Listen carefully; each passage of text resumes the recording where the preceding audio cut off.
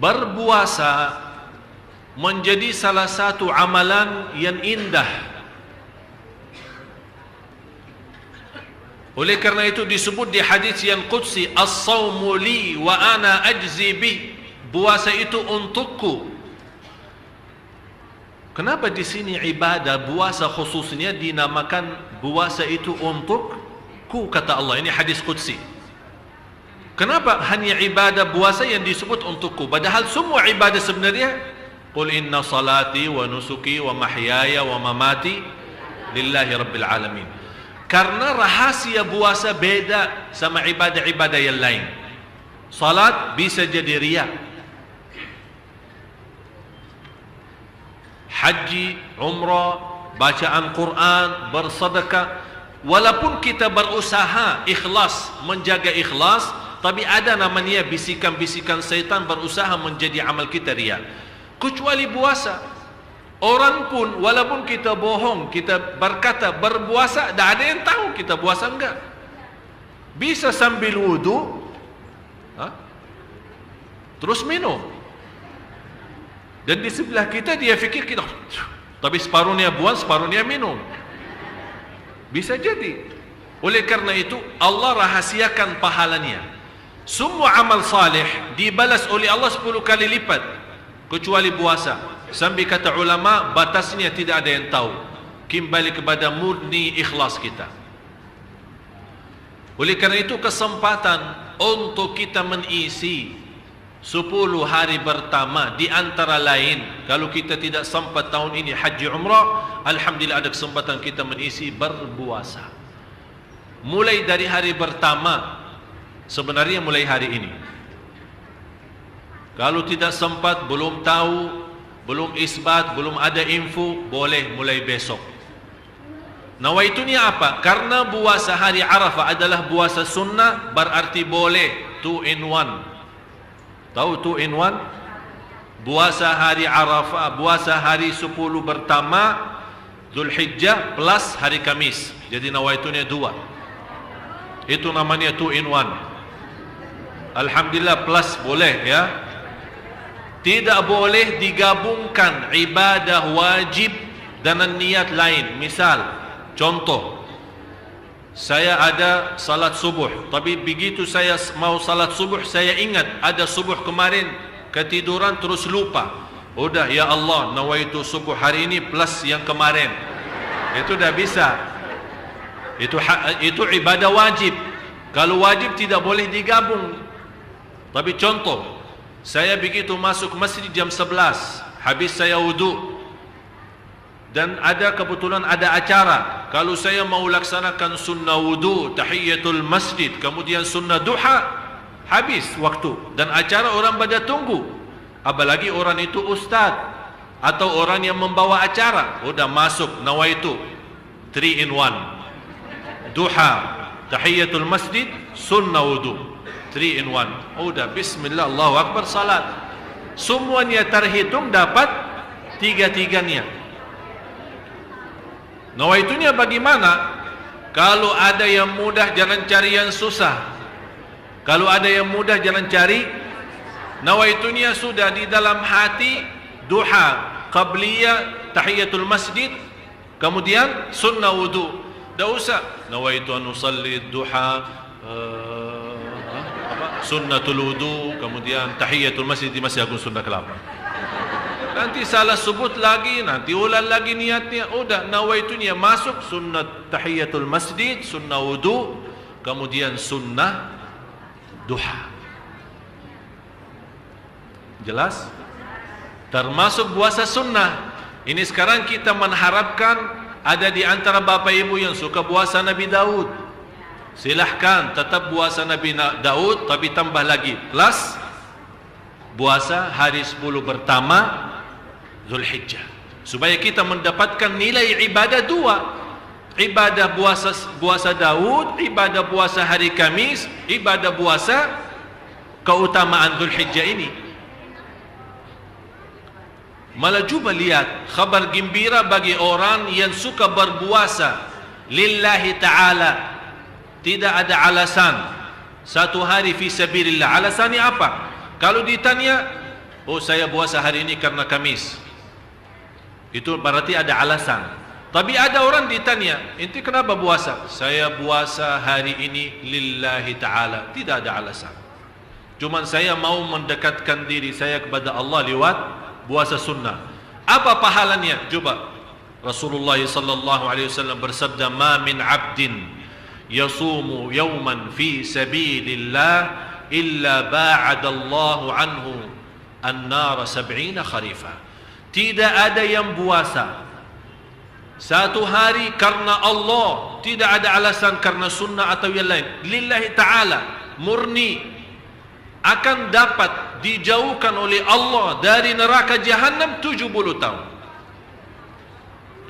Ini baru satu hari. Hadis ini sahih, muttafaqun alaih.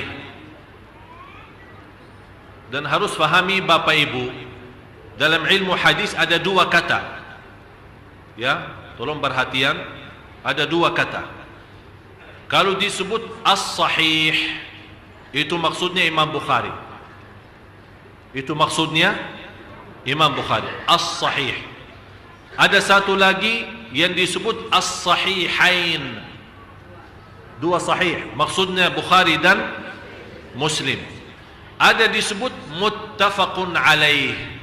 Muttafaqun, maksudnya muttafaqun alaih apa? Di bawah Imam Bukhari dan Muslim terutama, dan lafaz di Bukhari dan Muslim sama, tidak ada beda. Tapi kalau ada beda lafaz, disebut Bukhari dan Muslim.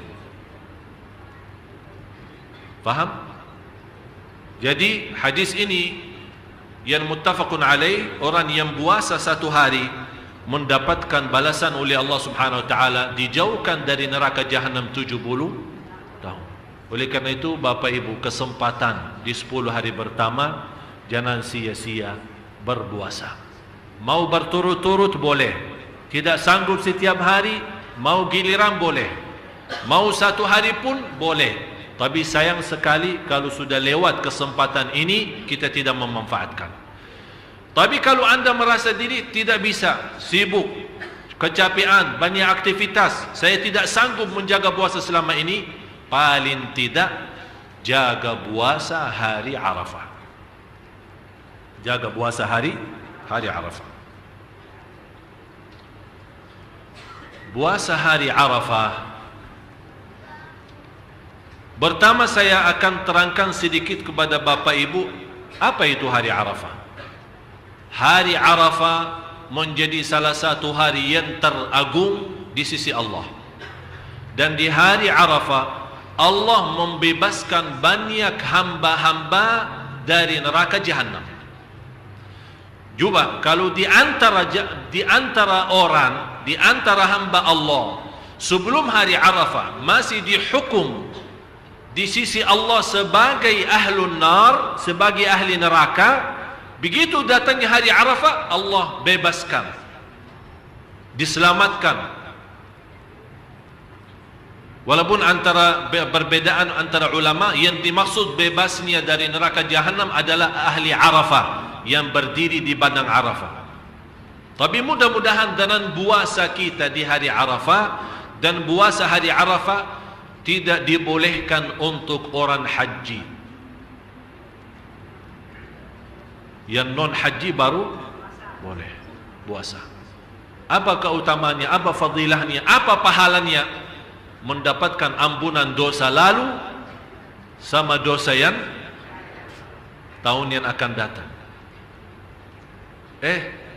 Sebelum dosa sudah diampuni duluan loh.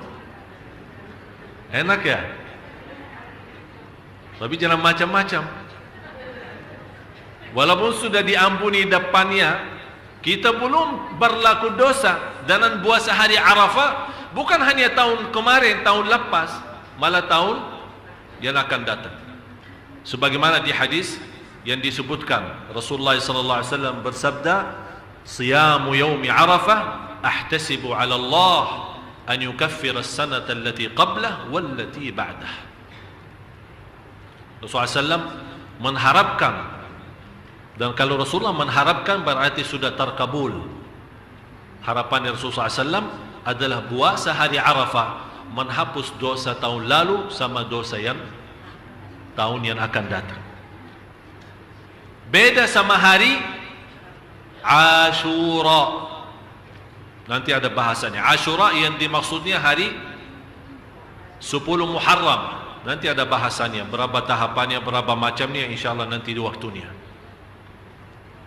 Oleh karena itu Bapak Ibu yang tidak berminat berpuasa selama 9 hari. Kenapa saya bilang 9 hari? Karena hari ke-10 hari Lebaran dan tidak boleh puasa hari Id.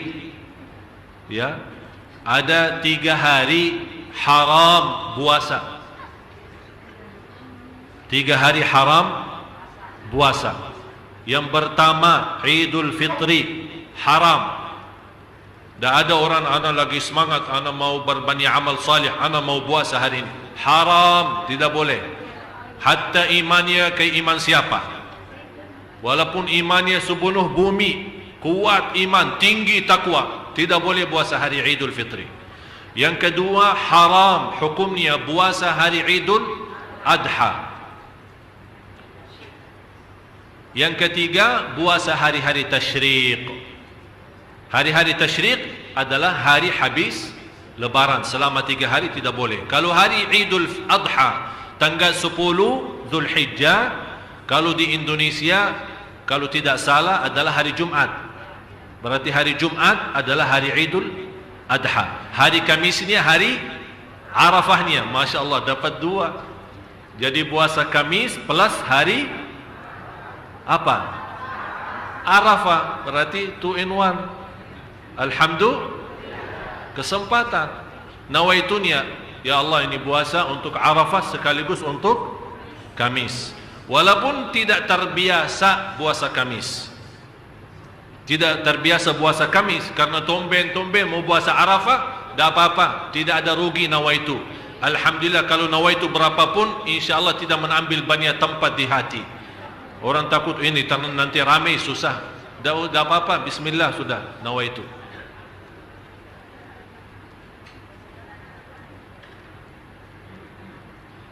Jadi jatuhnya hari Idul Adha hari Jumat. Sabtu, Minggu, Senin puasa sunnah tidak boleh. Tetap tidak boleh, karena hari Senin itu adalah hari yang ketiga dari hari tasyriq. Dari hari tasyriq. Sebagaimana Rasulullah SAW bersabda, hari tasyriq adalah hari makan dan minum dan zikrullah. Hari-hari tasyriq, makan dan minum dan zikrullah. Sudah masuk azan? Selanjutnya, di antara amalan yang perlu kita jaga selama 10 hari adalah takbir dan zikir. Sebagaimana firman Allah Subhanahu wa taala suratul Hajj, surah 22 ayat 28. Wa yadhkuru ismallahi fi ayyamin ma'lumat. Yang suka catat tulisan, tolong tulis. Al-Hajj surah 22 ayat 28. Takbir itu ada 2 macam. Takbir itu ada 2 macam. Maksudnya takbir apa? Disebut di hadis selanjutnya yang diriwayatkan Imam Ahmad, fa'akthiru fihinna minat tahlili wat takbiri wat tahmid. Di dalam 10 hari pertama berbanyalah tahlil, berbanyalah takbir, berbanyalah tahmid. Hadis sahih diriwayatkan Imam Ahmad. Apa itu takbir, tahlil, tahmid? Yang kita suka baca di hari raya Idul Fitri. Apa yang kita baca? Allahu Akbar, Allahu Akbar, Allahu Akbar, La ilaha illallah, Wallahu Akbar, Allahu Akbar, Walillahil hamd. Di dalam 10 hari pertama ada 2 macam takbir itu. Yang tadi saya bacakan ada 2 macam. Artinya ada 2 waktu. Ada yang pertama takbir mutlak, umum. Tidak ada batas. Di masjid, di jalan, di rumah, di pasar. Malah di antara sahabat Sebagaimana Abdullah bin Umar, Abdullah bin Abbas, Abu Hurairah dan banyak sahabat-sahabat yang lain, yang mereka suka berzikir di 10 hari pertama Dzulhijjah di pasar.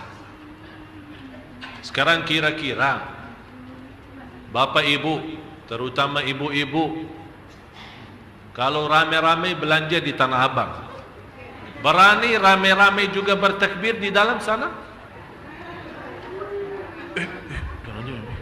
Yang dianggap gila lah, stres. Masa mau bertakbir di mall? Ya justru karena mall itu tempatnya syaitan, tempatnya dosa maksiat. Yang paling dibenci oleh Allah adalah pasar-pasar. Tapi kita menyebarkan zikrullah di situ, itu sangat agung. Malah yang sangat luar biasa, orang yang masuk ada doa mall, tahu kan? Masih ingat doa mall? Lupa ya doa mall? Di mana ada doa mall ya?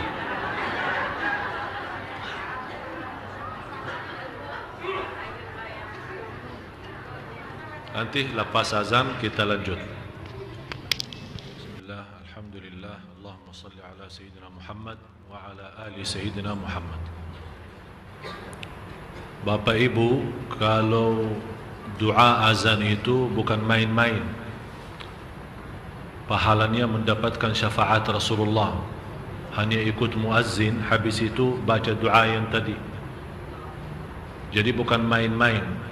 Jadi saya mohon Bapak Ibu, kalau ada kesempatan emas dan mudah untuk mendapatkan syafaat Nabi Muhammad nanti di hari kiamat, jangan siakan. Manfaatkan. Karena sangat kita memerlukan nanti syafaatnya beliau di hadapan Allah Subhanahu wa ta'ala di hari kiamat. Jadi takbir itu ada dua macam. Yang pertama takbir mutlak. Takbir mutlak artinya umum, tidak punya batas, di mana saja boleh, di waktu mana saja boleh, di masjid, di luar masjid, di pasar, di mall, di jalan. Dan ini menjadi salah satu sunnah yang tertinggal, menjadi juga salah satu ciri hari kiamat tertinggal sunnah Rasulullah. Mana sekarang kita dengar, coba kalau ada kelompok ibu-ibu majlis mana ramai-ramai ke mall, pas masuknya mall, Allahu Akbar, Allahu Akbar, Allahu Akbar. Ada apa ini? Ini dari mana ini mereka ini?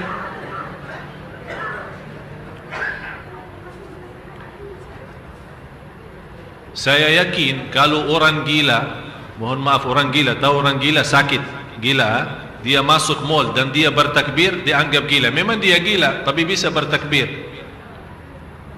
Tapi yang kita herankan orang yang dewasa, yang sudah faham, dan dia berkata saya cinta Rasulullah, mana dia? Malu.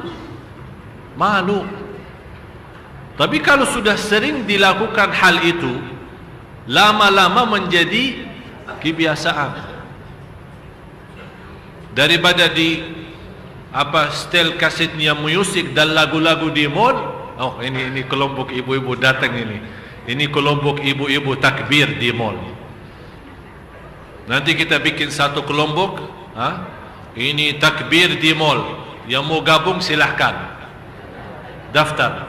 Jadi kita rame-rame ke mall bertakbir. Mau dianggap sakit jiwa silahkan. Yang penting Allah Subhanahu wa ta'ala bangga dan senang, dan Nabi kita juga bangga dan senang terhadap sunnahnya yang tersebar. Doa mall. Siapa ibu? Saya sudah berapa kali di sini sudah sampaikan. Siapa yang sudah di antara bapak ibu, ibu-ibu utama ini, yang hafal saya kasih 100.000. Siapa?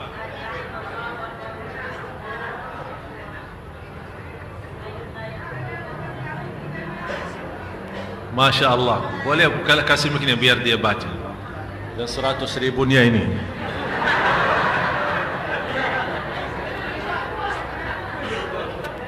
Bismillahirrahmanirrahim. La ilaha illallah wahdahu la syarikalah. Lahul mulku wa lahul hamdu yuhyi wa yumit. Wa hayyun la yamutu biyadikal khair innaka ala kulli syai'in qadir.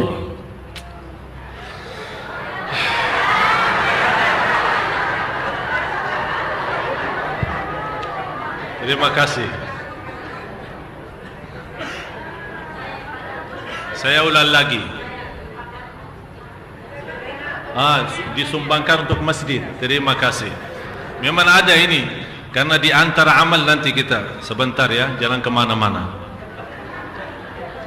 Saya ulang lagi untuk yang belum tahu. Hadis sahih diriwayatkan Imam Tirmizi. Pahalanya sangat luar biasa.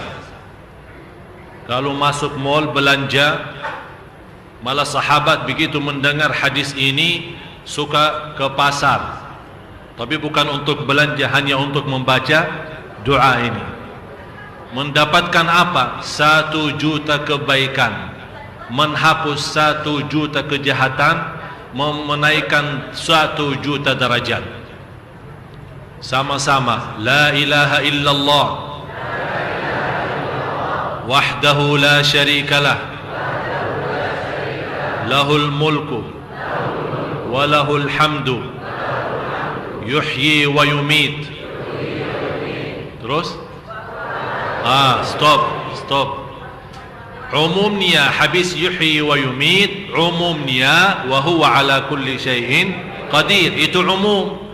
Tapi kalau yang di mall ada tambahan, habis yuhyi wa yumit, coba ikut wa huwa hayyun la yamut biyadihi al-khair wa huwa ala kulli syai'in qadir. Jadi di antara yuhyi wa yumit wa huwa ala kulli syai'in qadir ada tambahan wa huwa, coba sama-sama, wa huwa hayyun la yamut biyadihi al-khair wa huwa ala kulli syai'in qadir. Itu tidak perlu ramai-ramai dan tidak perlu kerasin suara. Kalau ini untuk doa yang orang suka malu. Kalau malu kerasin suara, karena takbir kan keras suara. Ramai-ramai ke mall bertakbir dianggap stres, udah baca doa masuk mall, insyaallah tidak dianggap stres. Karena kita bisa baca dengan suara sendiri. Ya. Namanya doa pasar atau doa mall. Selanjutnya, yang kedua takbir muqayyad. Yang pertama apa? Takbir mutlak. Apa artinya mutlak? Umum, bebas, di mana-mana. Waktunya juga kapan saja. Yang kedua takbir muqayyad, artinya takbir terikat. Punya waktu tertentu. Kapan dia mulai? Seperti kalau di bulan Ramadan, kalau sudah isbat masuknya Idul Fitri, mulai kita bertakbir sampai salat Id. Betul? Tapi kalau khusus untuk bulan 10 hari pertama Dzulhijjah, takbir muqayyad mulai subuh hari Arafah. Mulai subuh hari Arafah. Itu namanya muqayyad, terikat. Artinya terikat, bukan bebas, punya waktu tertentu. Habis setiap salat. Waktunya mulai subuh hari Arafah. Jadi kalau hari Arafah di Indonesia hari Kamis, berarti Bapak Ibu selepas salat subuh Anda bertakbir. Takbir yang mana? Allahu Akbar, Allahu Akbar, Allahu Akbar, la ilaha illallah wallahu akbar, Allahu Akbar, walillahil hamd. 3 kali, 5 kali. Bagusnya jaga witir. Jangan hanya 2 kali atau 4 kali. Kalau mau berbanyak, diusahakan dengan witir. 3, 5, 7, 9 dan seterusnya. Ya, atau 1. Boleh dipimpin oleh imam, atau kalau Anda salat sendiri di rumah, khususnya ibu-ibu salat di rumah, habis salat bertakbir sebelum mulai zikir-zikir yang lain yang biasa kita baca selepas salat, istighfar, Allahumma antas salam. Sebelumnya itu membaca dulu takbir itu. Mulai kapan? Salat subuh hari Arafah. Berarti habis subuh hari Arafah. habis zuhur, habis asar, maghrib, isya. Kemudian selepas salat subuh hari Idul Al-Adha. Dan seterusnya habis salat Id. Kalau di Idul Fitri bedanya apa? Kalau di Idul Fitri begitu selesai salat Idul Fitri tidak ada takbir lagi. Tapi kalau Idul Adha masih terus bertakbir sampai salat asar di hari yang ketiga, hari Tasyriq. Berarti berapa hari? Kamis Arafah, Jumat Lebaran, Sabtu Tasyriq pertama, Minggu Tasyriq kedua, Senin Tasyriq ketiga, sampai salat asar. Kalau sudah masuk maghrib, berarti habis maghrib di hari yang ketiga tidak boleh takbir karena haji sudah selesai. Jelas? Oleh karena itu, yang malu bertakbir di pasar, jangan lupa bertakbir selepas setiap fardu. Dan yang setiap fardu tidak boleh di awal 10 hari pertama. Tapi kapan mulainya? Pas hari Arafahnya yang terkait dengan salat kita. Mulai hari Arafah sampai hari yang ketiga. Berarti selama 5 hari. Jelas? Seterusnya, berbanyak amal salih yang lain selain tadi saya jelaskan haji umrah. Yang kedua puasa. Yang ketiga takbir. Yang keempat dan yang lain-lain adalah bersedekah. Jaga salat malam, silatul rahim, jaga salat berjamaah di masjid. Khususnya Bapak Ibu, ini kesempatan yang merasa diri selama ini tidak rutin salat di masjid berjamaah. Inilah kesempatan kita bertaubatan nasuha di 10 hari pertama, agar begitu datangnya hari Arafah kita mendapatkan pahala yang sangat besar, bebas dari neraka Jahannam, jauh dari berbuat kezaliman, jauh dari dosa maksiat, jauh dari durhaka, saling memaafkan, jaga lidahnya, tidak berghibah, tidak bernamimah. Kenapa? Sebagaimana ini aturan Allah memberikan sebentar ada musim untuk bersemangat ibadah. Begitu lepas Ramadan, berarti walaupun tidak jauh hari, begitu habis Ramadan masih ada sunnah puasa Syawal 6 hari. Begitu selesai Syawal, datangnya 10 hari pertama Dzulhijjah. Begitu selesai 10 hari pertama Dzulhijjah, datangnya Ashura. Begitu selesai Ashura, datangnya bulan Maulid. Begitu selesai bulan Maulid, kenapa ini musim, ada musim-musim tertentu ibadahnya sangat luar biasa di dalamnya? Karena Allah Maha tahu manusia suka malas-malas, tidak bisa sepanjang tahun menjaga istiqamah. Oleh karena itu Allah menjadikan ada musim-musimnya. Ada musim Ramadan, ada musim haji, ada musim ibadah, ada musim, ya begitulah. Oleh karena itu begitu datang salah satu musim, apalagi hanya 10 hari, masa kita keberatan khususkan lillahi ta'ala 10 hari dari umur kita yang sudah buan berapa tahun. Jadi di antara lain khususnya di malam 10 pertama Dzulhijjah, mulai dari hari ini sampai besoknya Idul Adha, diajurkan kita berbanyak amal salih karena Allah paling cinta amal salih di dalamnya. Di antara amal salih bersedekah. Dan saya minta semua Bapak Ibu bersedekah sekarang. Yang tadi dah ada urusan, dah ada urusan yang tadi. Yang tadi dah ada nawaitunya, lupa barangkali. Ini kan baru kita bahas. Ini membaharui niatnya, baharui niatnya, bikin niat baru. Ini baru kita bahas sedekah. Tadi dah sebut sedekah. Bagaimana mau tahu? Tapi sekarang sudah sebut, berarti anda sudah yakin, sudah tahu. Bu, kalau mau bersedekah, sedekah aja. Kalau udah mau, dah usah, sudah diam. Dibahas, udah sedekah. Ini kan baiknya buat kita semua. Saya juga pertama orang juga bersedekah. Sungguh untuk hari ini. Dan semua Bapak Ibu, kalau saya mengajak sedekah, jangan fikirannya saya membawa pulang. Bukan. Tapi intinya Bapak Ibu, kalau saya menghiburkan semua untuk bersedekah, berarti ini kesempatan bagi kita. Apalagi malam Kamis. Malam Kamis berarti insya Allah Bapak Ibu besok, kalau buku amal kita naik dan dibuka di hadapan Allah, tertulis di antara amal ibadah yang dilihat oleh Allah hari Kamis adalah kita sudah bersedekah di malamnya. Silahkan bagi sarungnya atau apalah dari ibu-ibu, tolong. Bu, yang mau sedekahin emasnya boleh, kunci mobil boleh, motor boleh, mau pulang jalan kaki boleh. Pokoknya silahkan anda bebas. Mau serahkan tasnya dengan segala isinya, terima kasih banyak.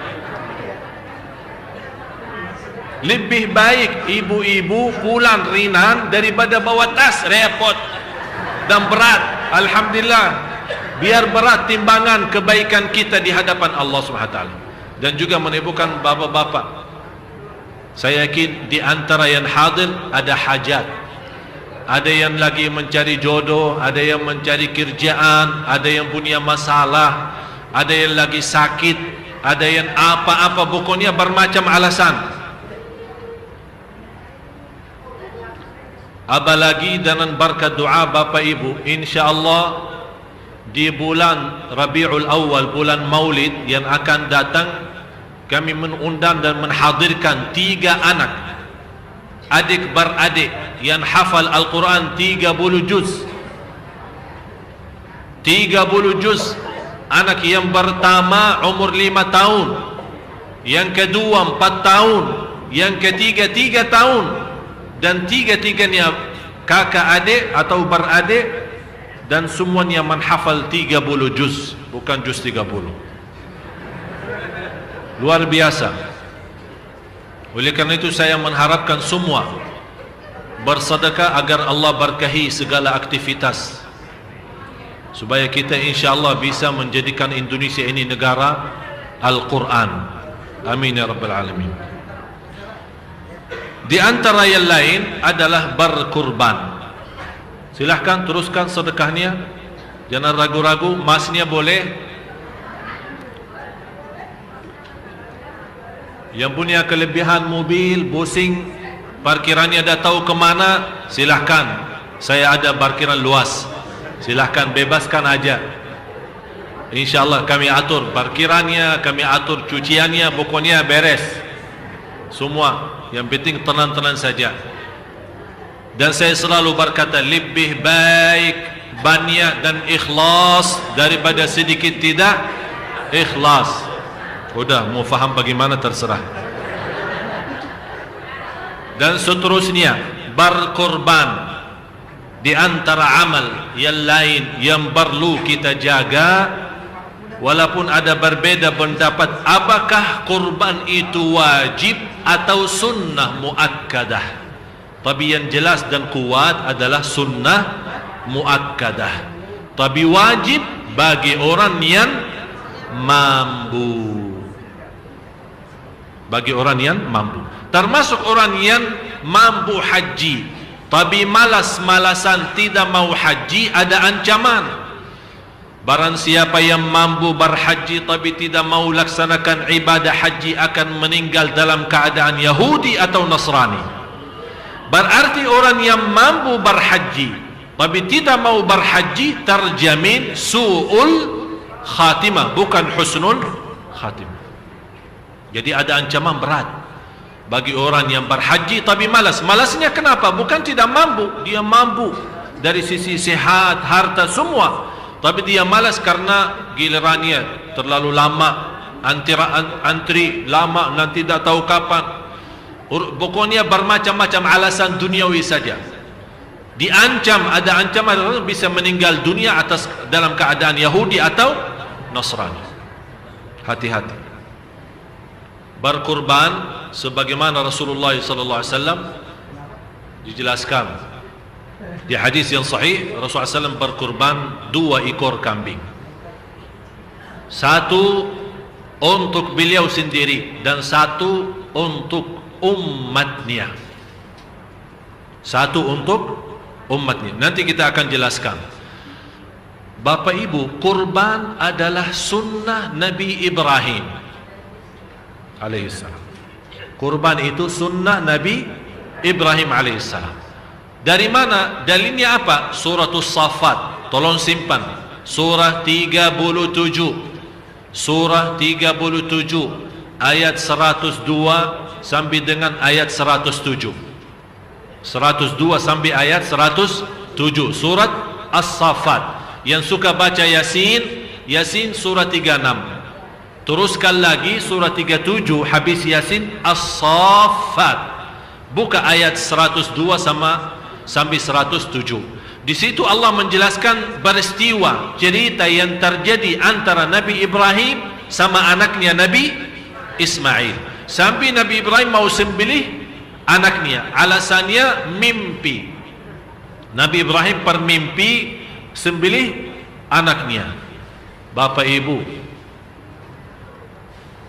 tidak boleh bentukkan satu amalan ibadah karena mimpi. Faham? Bapak Ibu, tolong perhatiannya sebentar. Bapak Ibu, tidak boleh bentuk amal ibadah karena mimpi. Contoh, begitu Anda bangun tidur, saya mimpi semalam melihat Rasulullah menyuruh saya salat 100 rakaat. Tidak boleh. Karena ini ibadah. Dan ibadah berarti ada wahyu. Dan wahyu berarti ada Rasul. Rasul berarti Rasul tidak meninggal dunia, sudah disempurnakan agama. Jadi tidak ada ibadah yang namanya lewat mimpi.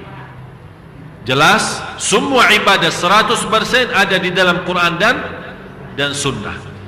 Tapi bisa saja ada satu dalam mimpi, kalau kita mau kerjakan sesuatu, ternyata diberikan tanda di dalam mimpi, jangan kerjakan.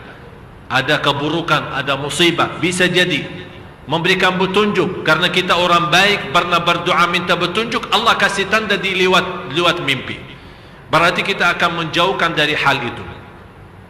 Tapi tidak boleh bentuk ibadah lewat mimpi. Sebagaimana ada seorang pernah melihat mimpi, itu di daerah Jawa. Ada seorang melihat mimpi sembelih anaknya. Begitu dia bangun, dia cari anaknya. Terus membawa pisaunya, hampir mau sembelih di depan keluarganya. Orang, kenapa ini? Saya diperintahkan dalam mimpi untuk sembelih anak. Itu kalau mimpi para nabi, wahyu. Faham Bapak Ibu? Mimpi para nabi adalah wahyu. Kalau mimpi para manusia, kita itu, apalagi misal kita lihat disuruh sembelih anak kita, istri kita atau apa, itu syaitan, bukan wahyu. Wahyu ya memang betul wahyu, tapi dari syaitan, bukan dari malaikat. Oleh karena itu jangan bentuk amal lewat mimpi. Nabi Ibrahim melihat mimpi sembelih anaknya Ismail karena mimpi para nabi adalah wahyu. Begitu dia datang mau sembelih anaknya, sebagaimana Allah menjelaskan di surah 37 ayat 102 sampai ayat 107, Allah gantikan dengan satu ekor kambing. Itulah alasannya hitungan kurban setiap keluarga satu ekor kambing, bukan hitungannya berorang.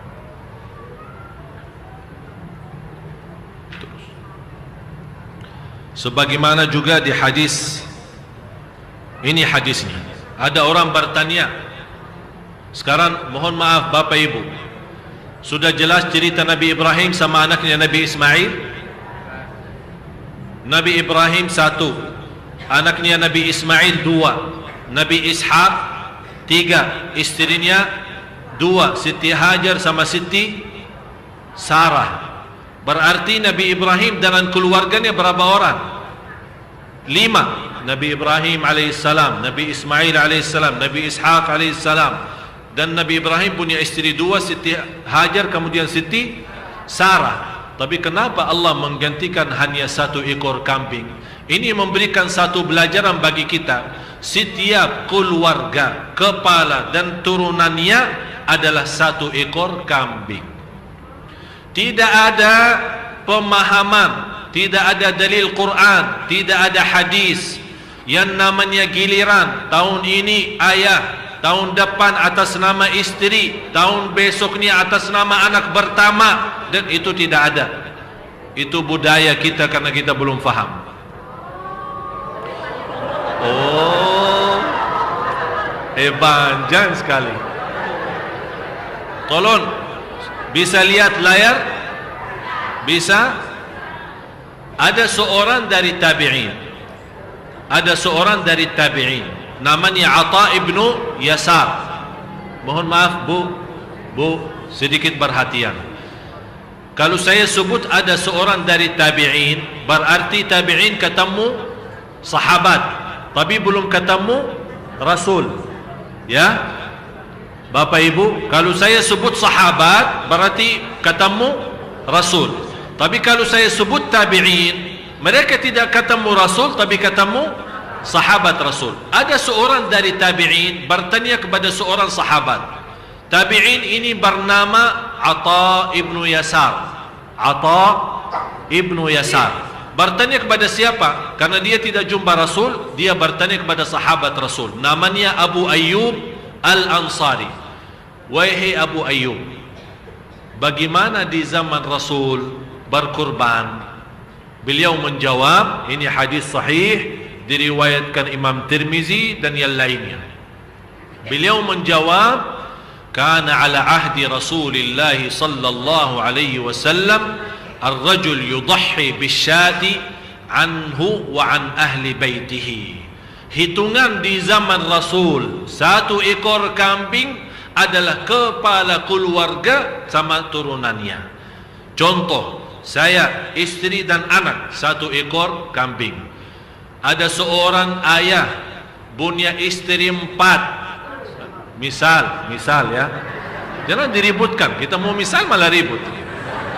Misal ada seorang bapak punya istri 4, anaknya setiap istri 10. 10 kali 4 40, tambah 4 istri berarti 44, sama kepala keluarga tuan rumah 45. Hukum Islam, satu ekor kambing cukup untuk semua.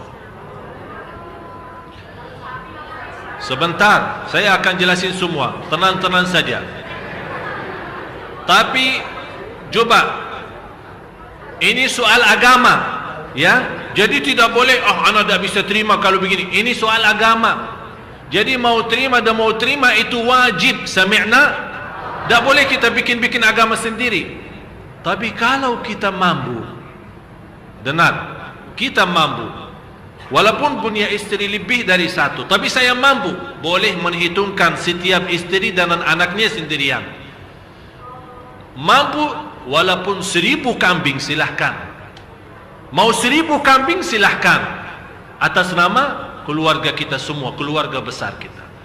Tapi yang menjadi wajib bagi kita adalah satu ekor kambing. Jadi mohon maaf Bapak Ibu, jangan memberatkan diri melakukan sesuatu yang tidak benar. Dan sayang, setiap tahun malah kita giliran. Tahun ini tahun kemarin kan atas nama bapak, tahun ini atas nama saya ya. Semuanya bapak sama ibu sama anaknya satu. Bagaimana? Tak usah disebutkan nama. Begitu kita mau sembelih, atas nama bapak dan keluarga. Udah selesai. Bapak fulan bin fulan lahir tanggal fulan, terus bapak ibu fulana hajjah ini apa? Terus anaknya yang pertama laki-laki bernama ini, anak yang kedua perempuan, yang azan zuhur, azan asar kita belum sembelih satu ekor kambing. Tidak usah, dah ada begitu.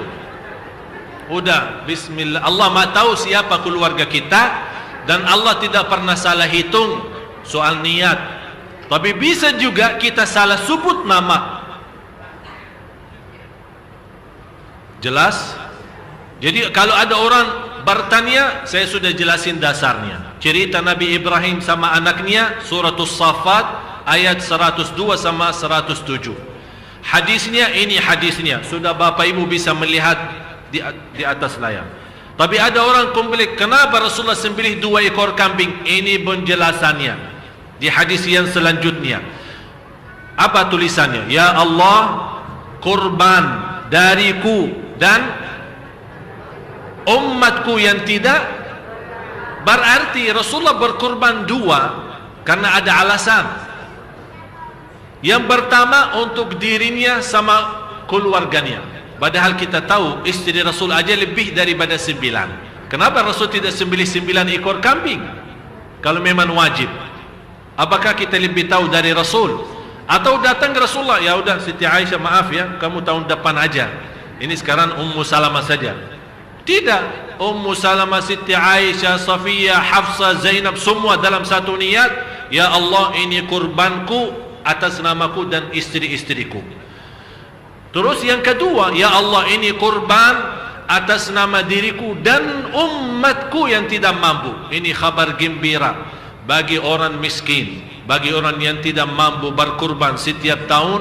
Begitu datang, anda senang, anda rindu, anda mau berkurban, tapi tidak bisa, tidak mampu. Apalagi musim kurban, kalau datang hari kurban sudah harga naik. Yang biasa kita beli 1 juta malah jadi 4 juta, bisa 5 juta, bisa lebih.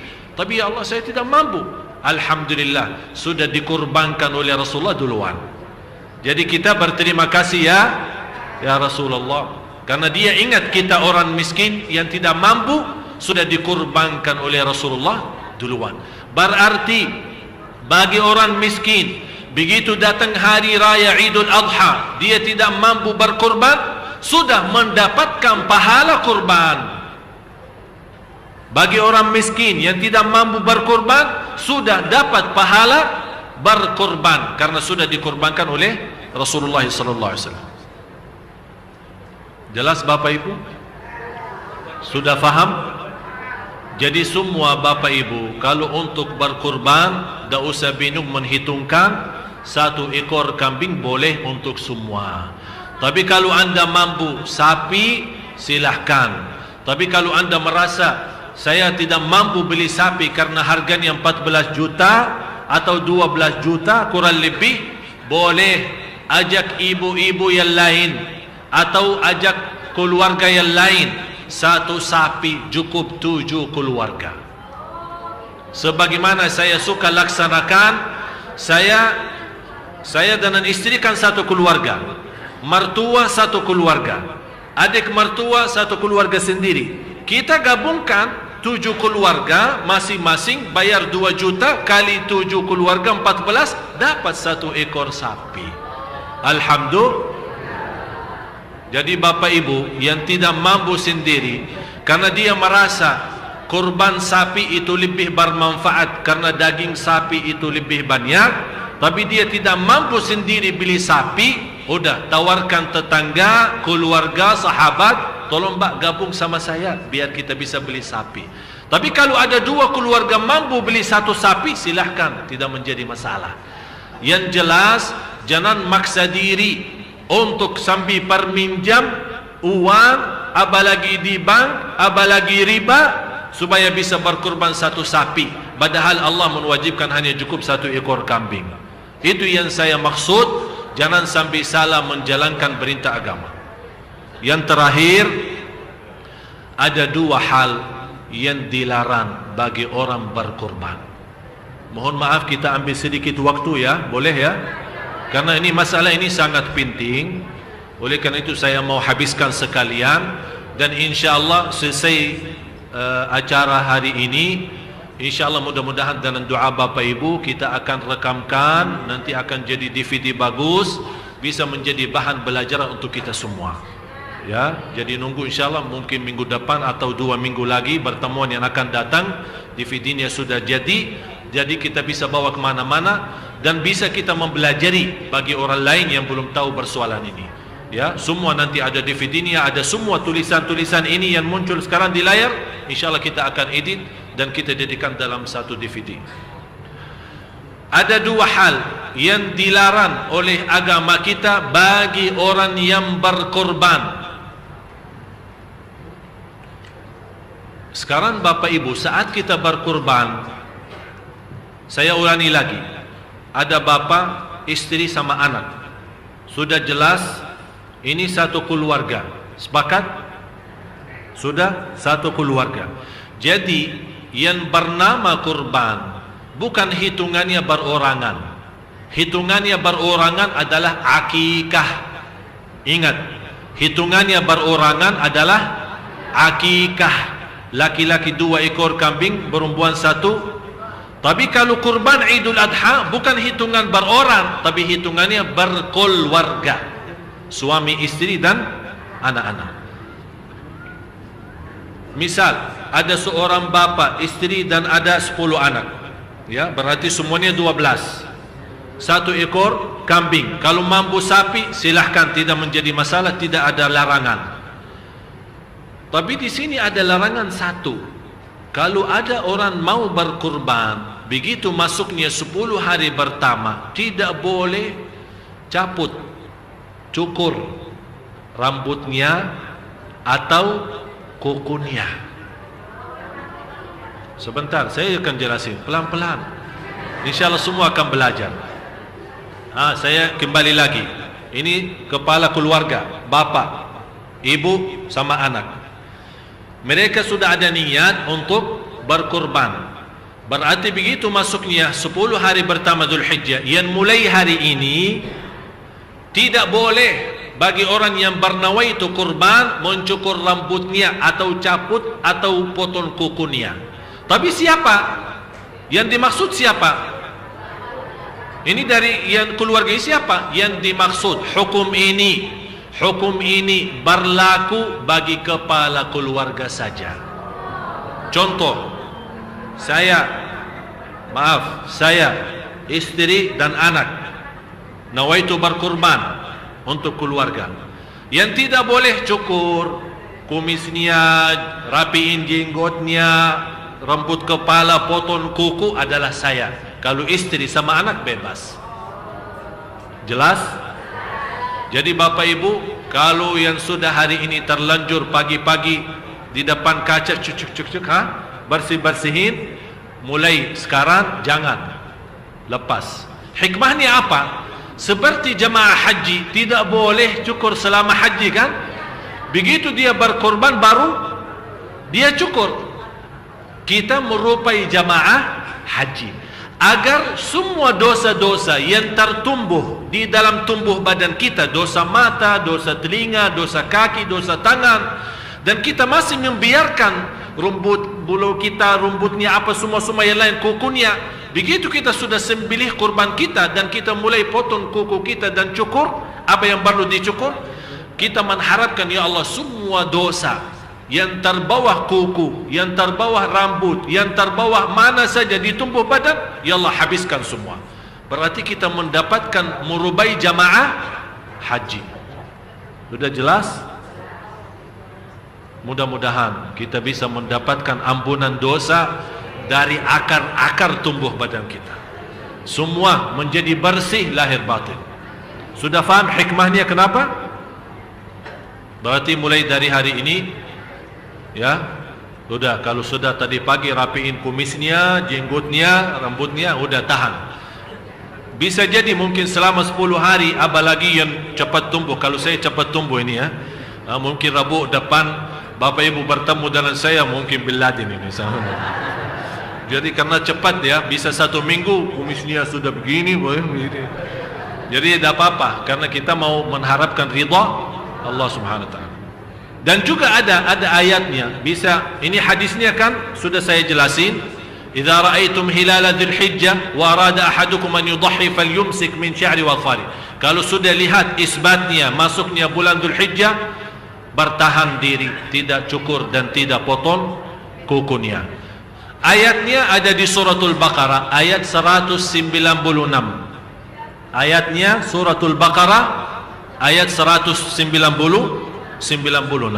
Allah melarang kita mencukur rambut kepala kita sampai kita berkurban. Walaupun ayat ini khusus untuk jamaah haji, tapi ulama menjelaskan ini bisa jadi umum bagi juga orang yang tidak berhaji. Terusnya, ini yang terakhir, termasuk juga salah satu persoalan yang sangat penting. Larangan yang kedua bagi orang yang berkorban, tidak boleh menjual kulitnya. Pak, tolong Bapak datang sembelih kurban saya. Begitu dia sembelih kurban kita bayarkan ongkos sembelihan. Pak, bawa aja kulitnya, mengganti bayaran sembelihan kita. Haram, tidak boleh. Mau hadiahkan kulitnya boleh, tapi kulit itu bukan untuk membayar ongkos sembelihannya, karena kurban lillahi ta'ala. Jadi tidak boleh mau jual tulangnya, kepalanya, kulitnya, tidak boleh. Tapi kalau orang sembelih, misal habis dia sembelih ya, berapa sepakat? Harganya berapa? 100.000. Pak, ini 100.000. Terus boleh saya minta kulitnya? Silahkan aja, ambil aja. Dan ini juga sebagian dari daging.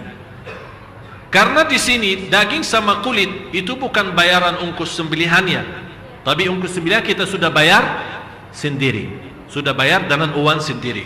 Tapi kalau untuk tukang sembelih mau bawa kulitnya, bebas. Dia mau pakai apa? Mau jual, terserah. Mau dia pakai, terserah. Dia mau gunakan, terserah. Tapi bukan orang yang berkorban yang menjual kulit itu. Bukan orang yang berkorban yang menjual tulangnya atau menjual kepalanya. Itu tidak dibolehkan. Dasarnya ini hadis yang sahih. Bagaimana Rasulullah SAW bersabda, barang siapa yang menjual kulit korbannya, Allah tidak menerima kurbannya.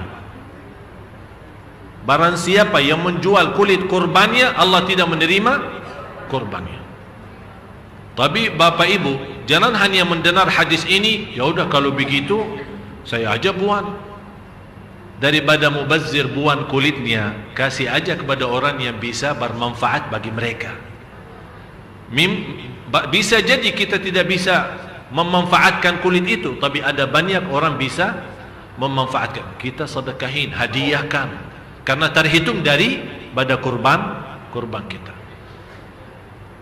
Dan juga ada hadis yang lain, Rasulullah SAW memerintahkan kepada Sayyidina Ali bin Abi Talib radhiyallahu an, kalau kamu sudah sembelih, jangan memberikan tukang sembelihannya dari kurban itu.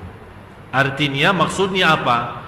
Jangan membayar ongkos sembelihannya dari daging kurban, karena daging kurban itu adalah lillahi ta'ala. Kalau kita lillahi ta'ala berarti 100%. Bagaimana kita bayar? Bayar dari uang pribadi kita, dari harta kita yang Allah berikan. Sudah jelas Bapak Ibu?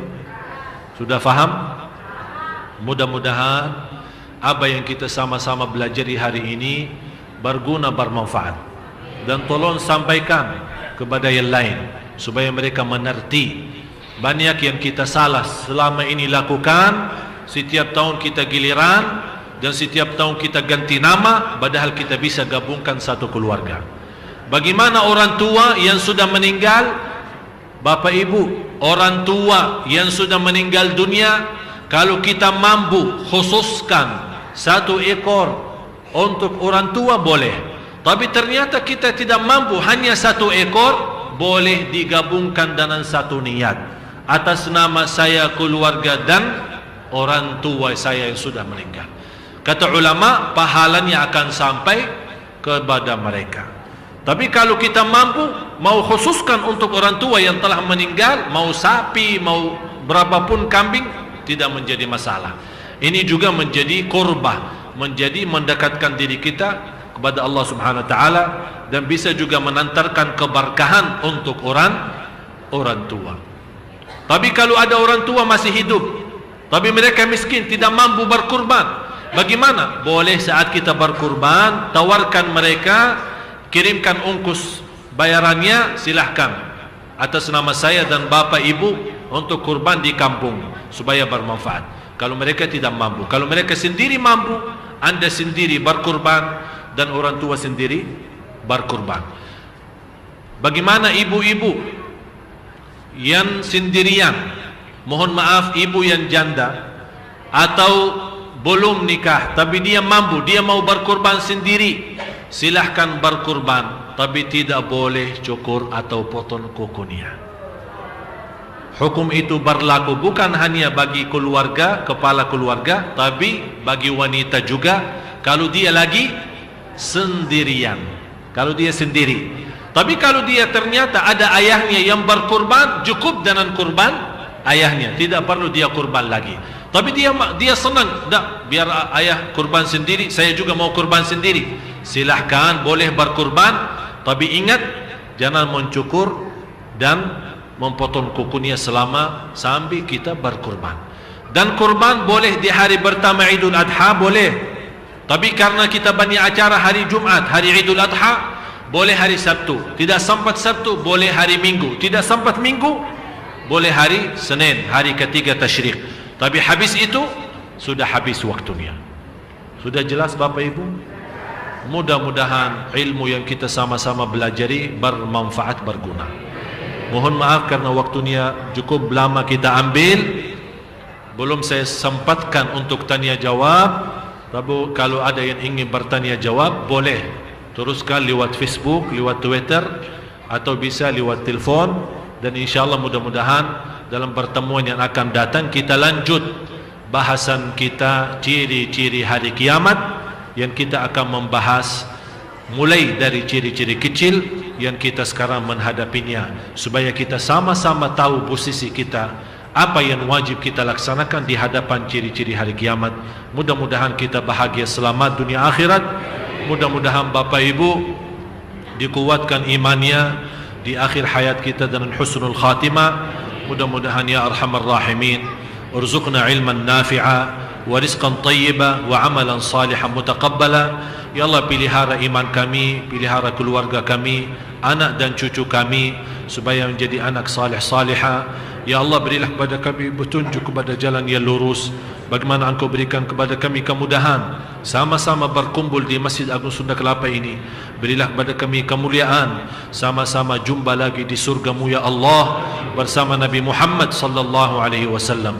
Ya Allah ya arhamar rahimin, di antara Bapak Ibu yang punya hajat dunia akhirat, hajat lahir batin, aku mohon tidak ada yang keluar dari masjid ini sampai dipenuhi segala hajatnya, diselesaikan segala keperluannya, dan dikabulkan dan diterima segala hajatnya lahir batin dunia akhirat ya Rabbal Alamin. Ighfir lana wa liwalidina wa li jami'il muslimina wal muslimat wal mu'minina wal mu'minat al ahya'i minhum wal amwat innaka sami'un qaribun mujibud da'awat. Ya Allah, berilah pertolongan Engkau ya Allah untuk saudara kami di Syria ya Allah ya Arhamar Rahimin. Angkat musibah mereka ya Allah, kuatkan iman mereka ya Allah. Berilah kemampuan sabar menghadapi ujian dan cobaan ya Rabbal Alamin. Ya Allah, lindungilah negara kami Indonesia, menjauhkan dari segala bala dan musibah, menjadi negara baldatun tayyibatun wa rabbun ghafur. ربنا آتنا في الدنيا حسنة وفي الآخرة حسنة وقنا عذاب النار وصلى الله على سيدنا ونبينا محمد وعلى آله وصحبه وسلم والحمد لله رب العالمين.